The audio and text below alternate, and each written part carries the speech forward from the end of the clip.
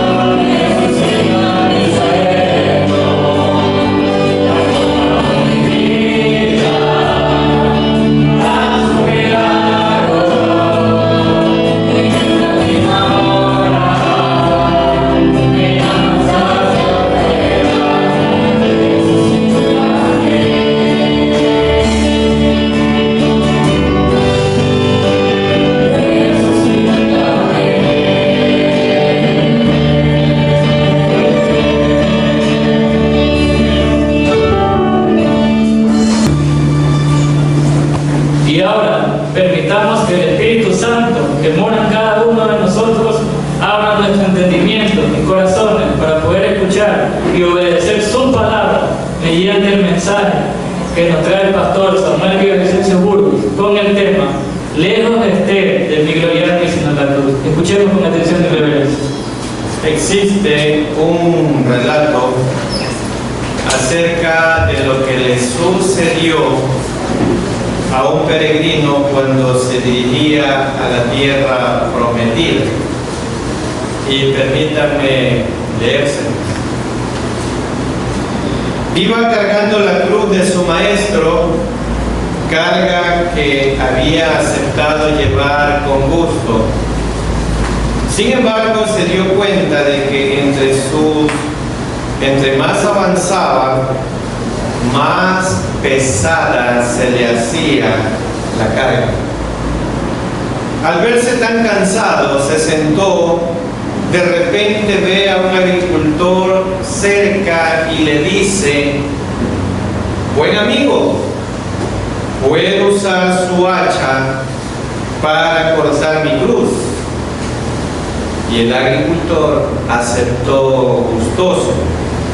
El peregrino siguió su camino avanzando ahora ya más rápidamente, puesto que su cruz ahora era más corta y su carga se convirtió en más ligera. De repente estaba a la vista la tierra prometida, y a pesar de que se hallaba tan cerca, se dio cuenta de que había un profundo abismo que se lo separaba de ella. El peregrino tenía que usar la cruz como un puente para avanzar sobre el abismo.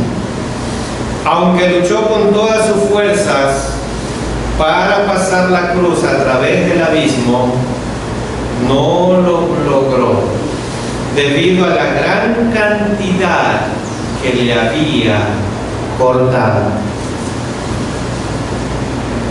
Justo en ese momento el peregrino se despertó y se dio cuenta que todo era un sueño.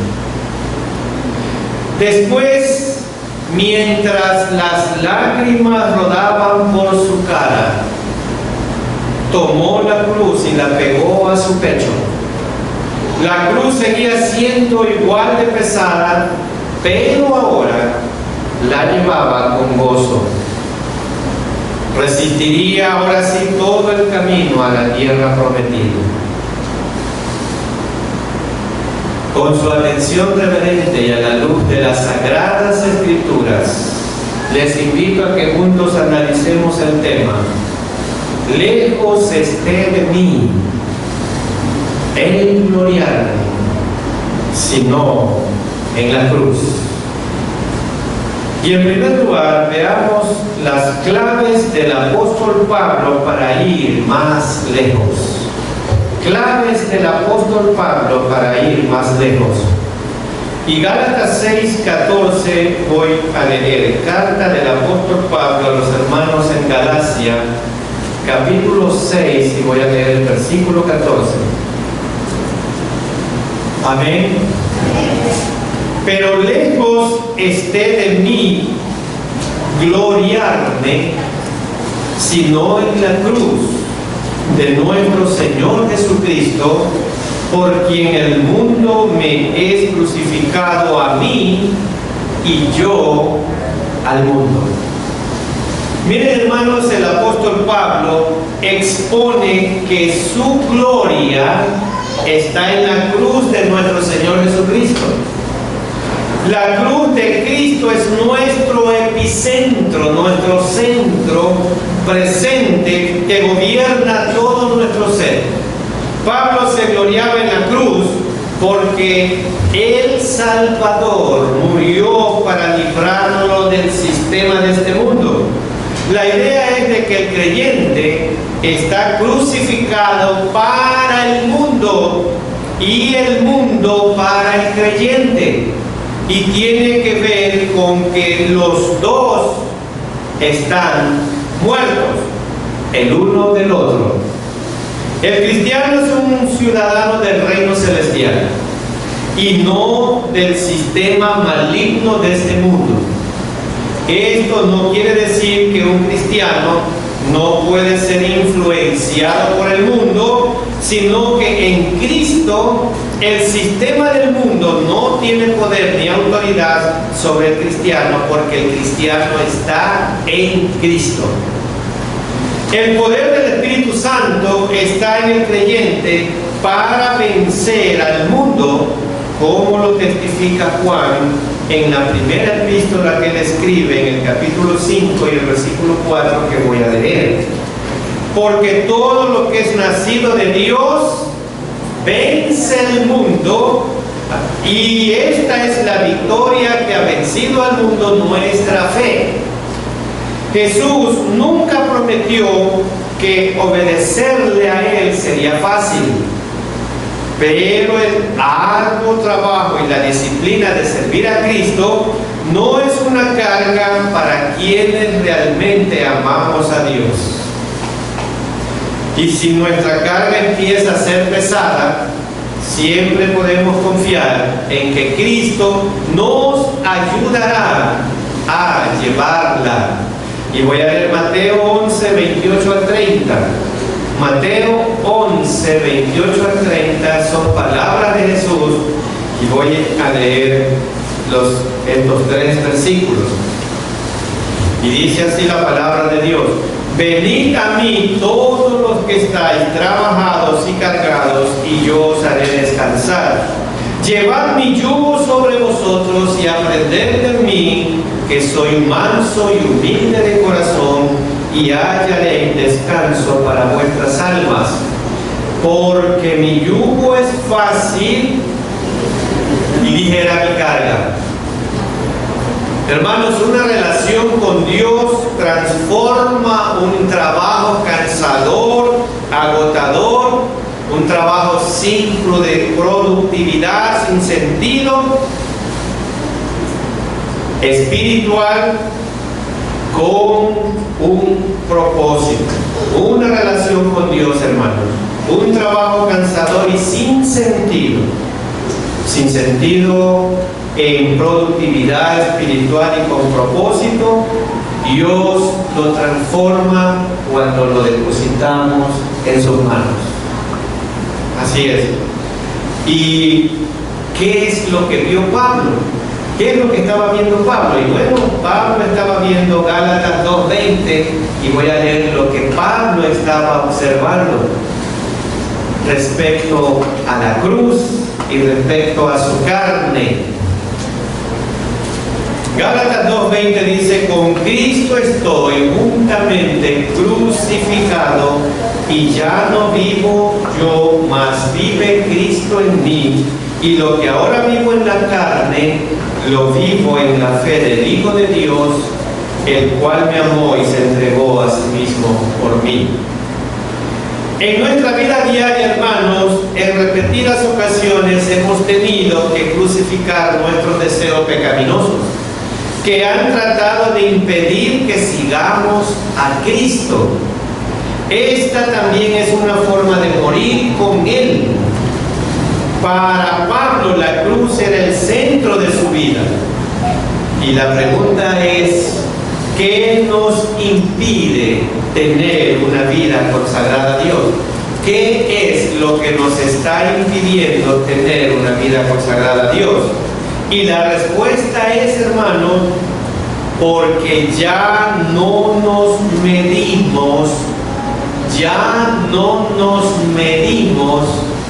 por la cruz de Cristo, sino por el tener más. Así es. ¿Qué nos impide tener una vida consagrada a Dios? ¿Saben qué? O nos impide porque ya no nos medimos por la cruz, sino por el tener más. ¿Y qué es eso? Más títulos académicos, es ser el más popular, el más espiritual, tener el templo más grande, tener la membresía más grande que las demás iglesias. Entonces nos estamos midiendo no por la cruz, sino por el tener más. Nosotros los pastores no estamos para llenar templos. Nosotros los pastores no estamos para llenar templos. Estamos para llenar el cielo, predicando la palabra de Dios fielmente. Y en segundo lugar, queremos una iglesia viva. Queremos una iglesia viva. Y si yo le hiciera esta pregunta a ustedes, claro que todos van a decir: sí, pastor, gloria a Dios, queremos una iglesia viva. Bueno, Pablo pasa a revelar el secreto de su propia vida y las razones que le permitieron llevar a cabo su obra y soportar las adversidades sin rendirse. Y voy a leer de la segunda carta que Pablo escribe a la iglesia en Corinto, el capítulo 4, voy a leer los versículos 10 al 12, para dar respuesta a la pregunta: ¿queremos tener una iglesia viva? Llevando en el cuerpo siempre por todas partes, miren, la muerte de Jesús, para que también, vea esa relación, la muerte de Jesús, ¿para qué? ¿Qué va a producir la muerte de Jesús? La vida de Jesús se manifieste en nuestros cuerpos. Porque nosotros que vivimos siempre estamos entregados a muerte por causa de Jesús, para que también la vida de Jesús se manifieste en nuestra carne mortal. Aquí estamos viendo los dos polos. De manera que la muerte actúa en nosotros y en vosotros la vida. ¿Qué es lo que está diciendo Pablo aquí? Que tenemos que morir para vivir. Y la pregunta es: ¿a qué tenemos que morir? La vida, hermanos, no viene de la vida. La vida no viene de la vida. La vida siempre viene de la muerte. Es un principio espiritual. Lo que tiene vida no puede dar vida. Tiene que morir antes, y es lo que Pablo nos lo está diciendo aquí. Pablo se daba cuenta de que si una persona está dispuesta a asumir la vida de Cristo, tiene que estarlo también en asumir su muerte. Y si quiere vivir con Cristo, tiene que estar dispuesto también a morir con Él. Eso es lo que dice Pablo.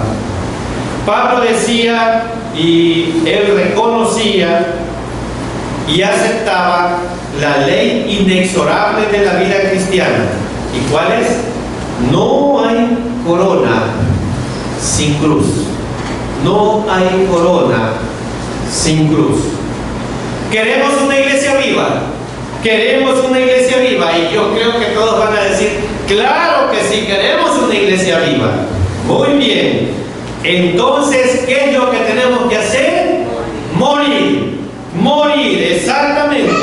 Entonces, muera a usted mismo. Tenemos que morir primero para vivir.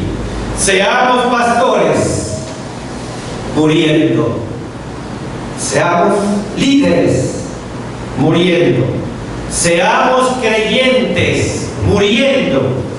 Seamos maestros, muriendo. Seamos iglesias, muriendo. Renunciando a nuestros derechos para glorificar a Dios. El principal estorbo, hermanos, de la iglesia viva, el principal estorbo de la iglesia viva no es el mundo, no es el mundo, no es el mundo. El principal estorbo de una iglesia viva no es el mundo, no es la ideología de género, no son los gobiernos paganos, como nosotros los cristianos los llamamos, ni el humanismo, ni el modernismo, ni el sincretismo, el obstáculo verdadero por el cual Dios no puede hacer maravillas.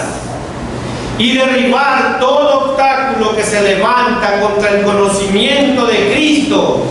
Es una sola. Es una sola. ¿Saben cuál es el principal obstáculo? La iglesia misma. La iglesia misma es el principal obstáculo para tener una iglesia viva. Nosotros los pastores, los líderes, los maestros, los creyentes, somos los que podemos estorbar la acción del Espíritu Santo por no consagrar nuestras vidas lo suficientemente, porque si nos consagramos al Señor y morimos a nosotros mismos, el poder del Espíritu Santo vendrá a nosotros. El Señor lo ha prometido, hará maravillas, porque la obra es del Señor y no de los hombres. No es nuestra, no es del pastor, es del Señor. Y entonces, ¿qué es lo que Dios nos pide? ¿Qué es lo que Dios nos pide?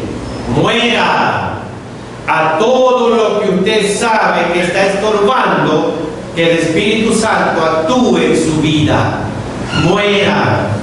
Usted sabe lo que está estorbando su desarrollo espiritual. Si usted lo sabe, muera a eso. Muera a eso. Los pastores muriendo producen ministerios vivificantes. Los miembros muriendo producen iglesias vivas. Detrás de una iglesia viva no solo hay un programa, no solo hay una estrategia, no solo hay un objetivo, no solamente hay buena predicación. Detrás de una iglesia viva, ¿saben que hay siempre? Pastores muriendo, líderes muriendo, maestros muriendo, congregaciones muriendo, porque han decidido ir a la cruz y vivir en santidad. Han renunciado a sus derechos para glorificar a Dios. Y en tercer lugar, hay que estar dispuestos a morir para dar frutos. Y voy a leer Filipenses 3:10.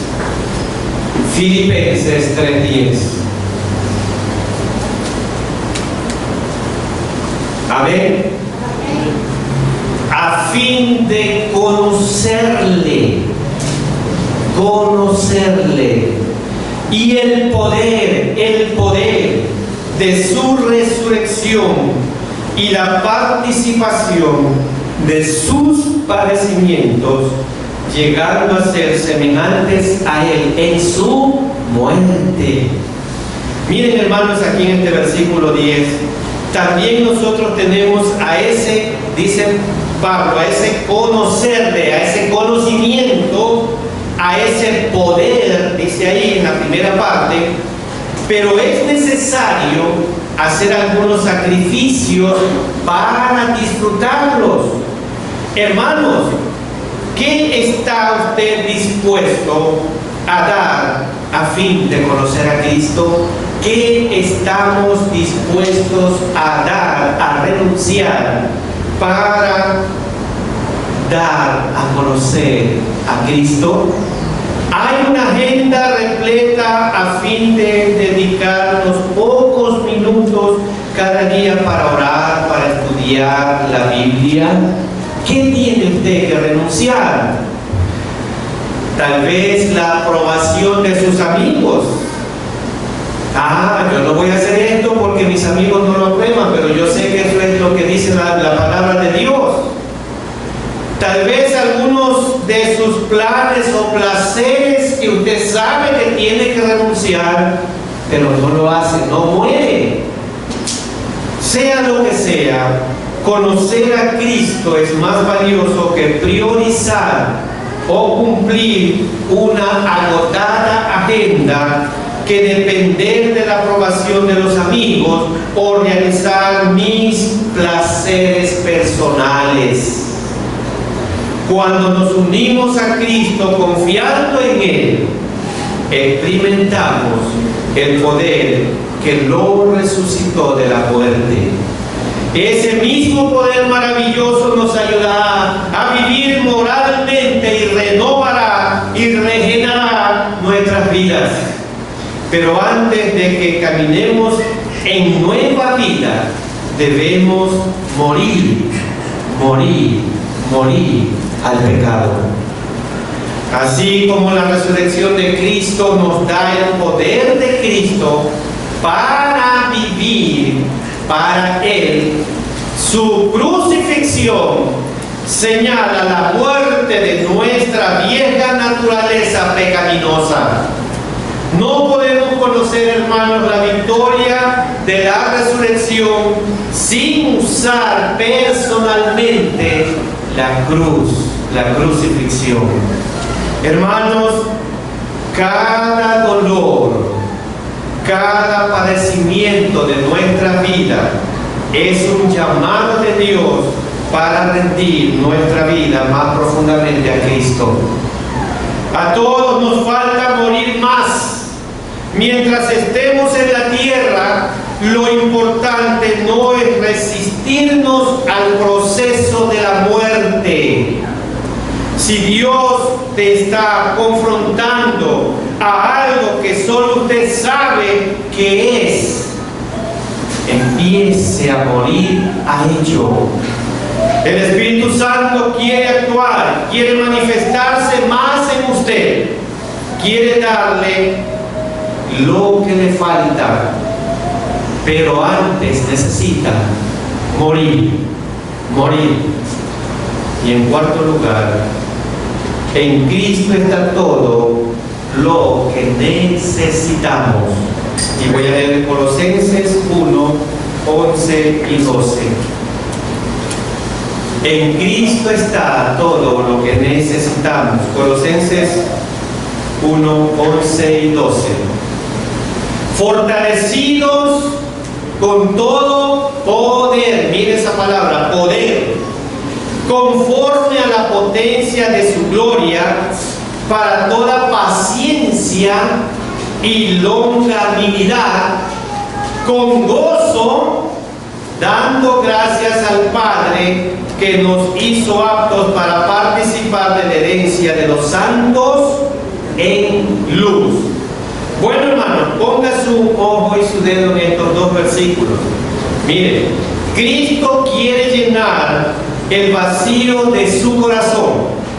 Muchos lo quieren llenar con títulos académicos, con vehículos, con casas, con negocios, con fama, con sexo, con popularidad. Quieren llenar ese vacío de su corazón.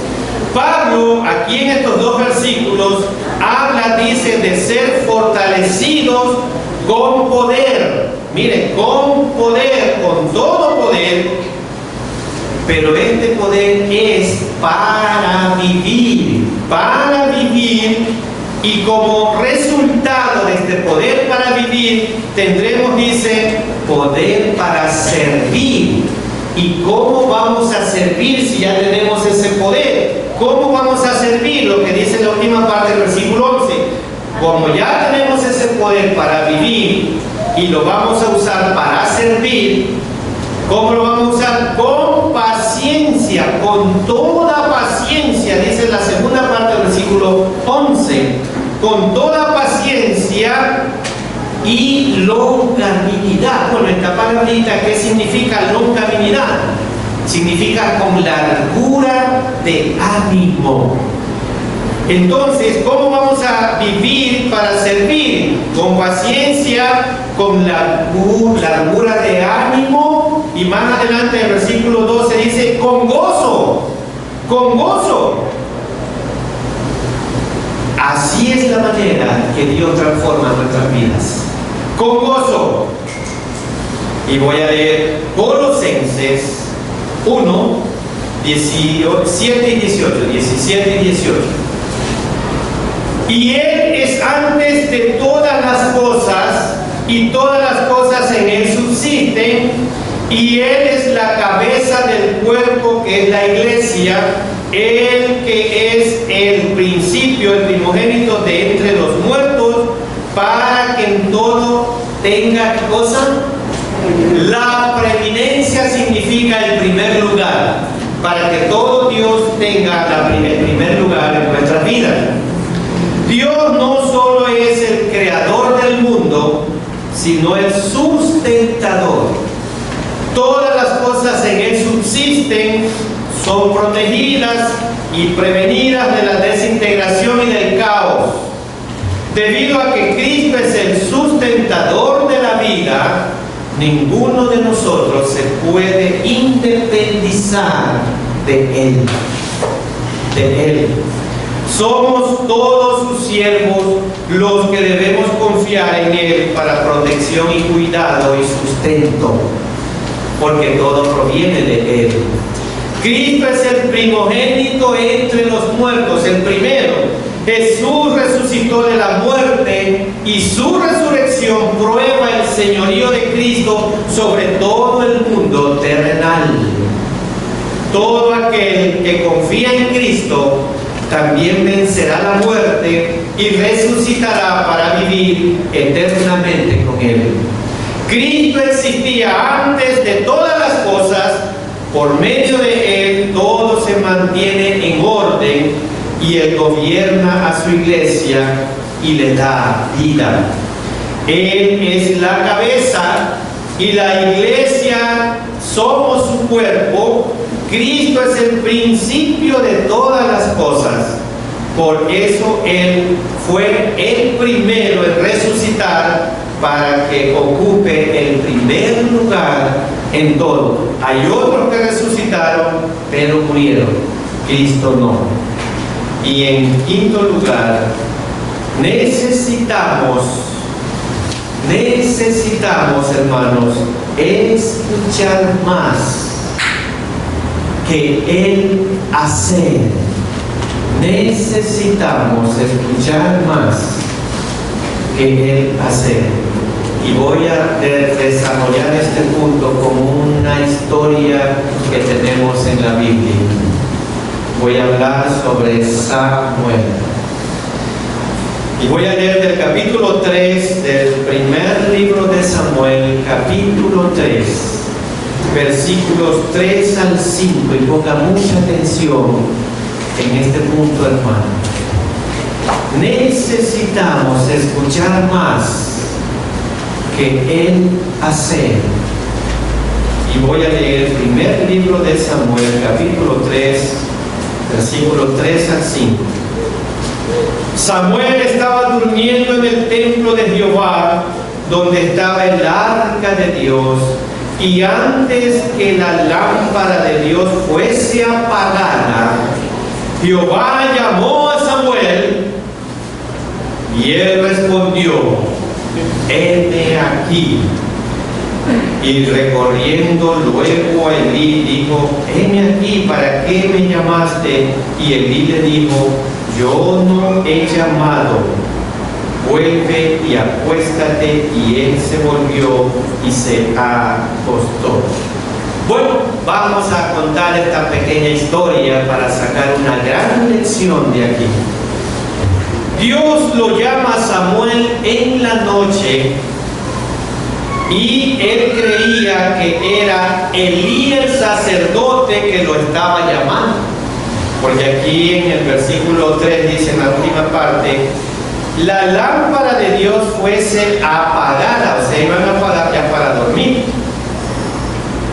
Heme aquí, a la tercera vez,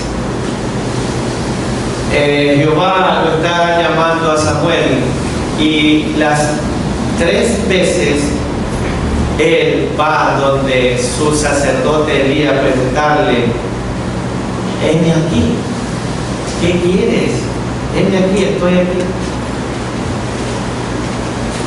La tercera vez el viejo sacerdote Elí le dice a Samuel: mira, Samuel, la próxima vez que escuches la voz, respóndele: habla Jehová, porque tu siervo oye. Le dijo Elí a Samuel, la 4ª vez que recibiera el llamado.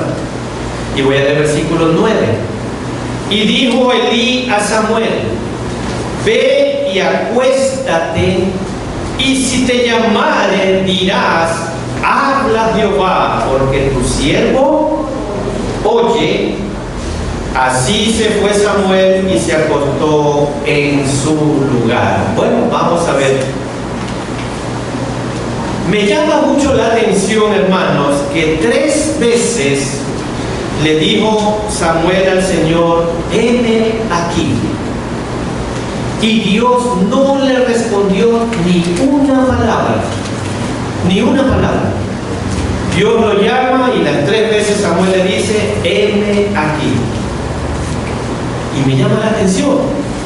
Solo cuando Samuel tuvo la disposición de decir: habla, porque tu siervo oye, Jehová habló con Samuel. Y voy a leer el versículo 10. Y vino Jehová y se paró y llamó como las otras veces: Samuel, Samuel. Entonces Samuel dijo: habla, porque tu siervo oye. Y el 11.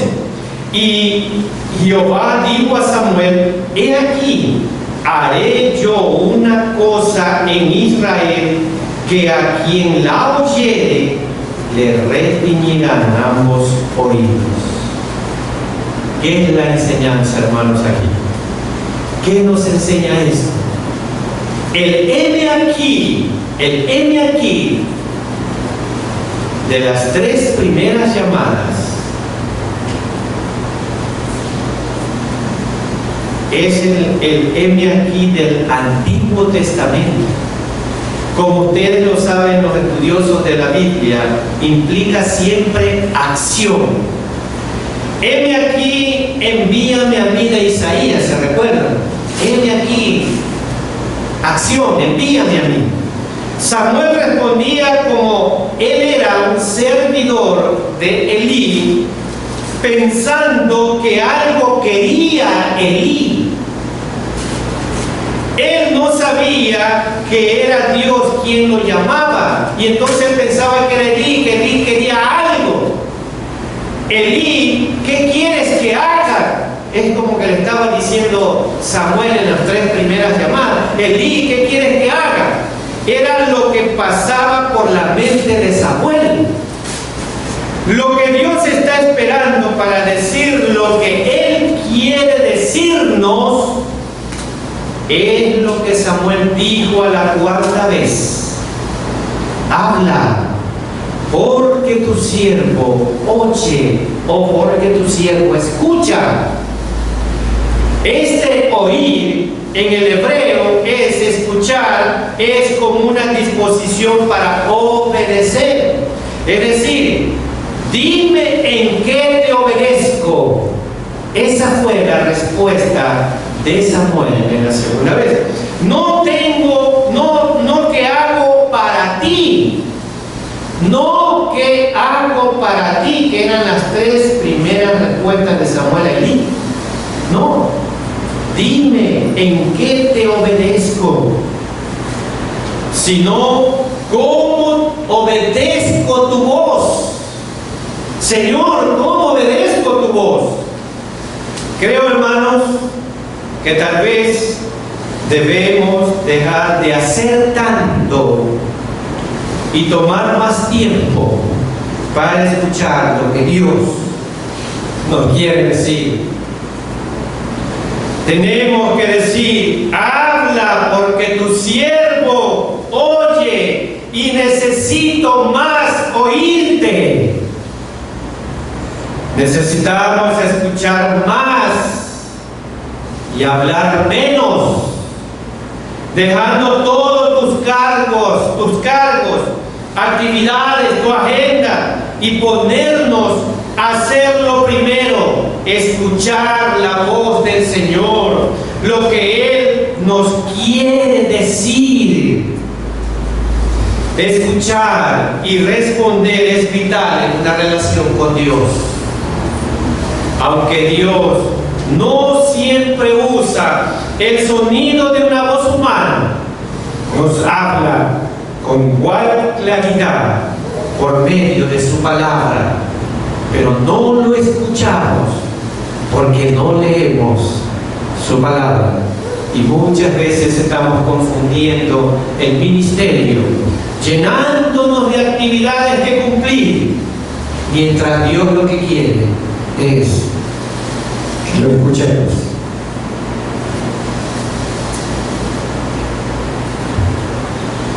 Nosotros como redimidos somos los llamados a llevar nuestra cruz si vamos a hacer una entrada triunfal al reino celestial. Entre más liviana sea nuestra cruz, más débil será nuestro testimonio. Entre más liviana sea nuestra cruz, más débil será nuestro testimonio. Entre más evangelio light entre por mi mente, más débil será mi testimonio. Los bendecidos son aquellos que llevan el peso de su carga completa. Los bendecidos somos aquellos que llevamos el peso de nuestra carga completo. Hermanos, si esperamos que las personas crean en nuestro Redentor, vamos a tener que vernos más redimidos, más muertos. ¿Qué nos pide Él?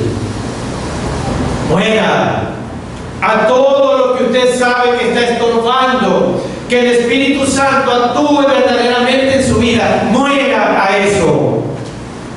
Usted sabe lo que está estorbando su desarrollo espiritual, pues entonces muera a eso.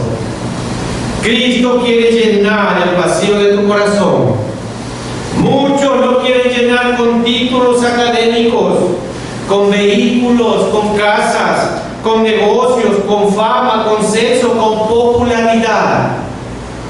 Lo que Dios está esperando para decirte lo que Él quiere decirte es lo que Samuel dijo en la cuarta vez: habla, porque tu siervo oye, tu siervo escucha. Necesitamos escuchar más y hablar menos, dejando todos tus cargas, tus actividades, tu agenda, y ponernos a hacer lo primero: escuchar la voz de nuestro Señor, lo que Él quiere decirnos para nosotros poder hacerlo. Que sea la reflexión en nuestras vidas en este día que se llama el Día del Pastor.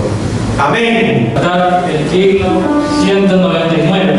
Estar con estos firmes, soldados de la cruz, al saco de la bandera, en nombre de Jesús.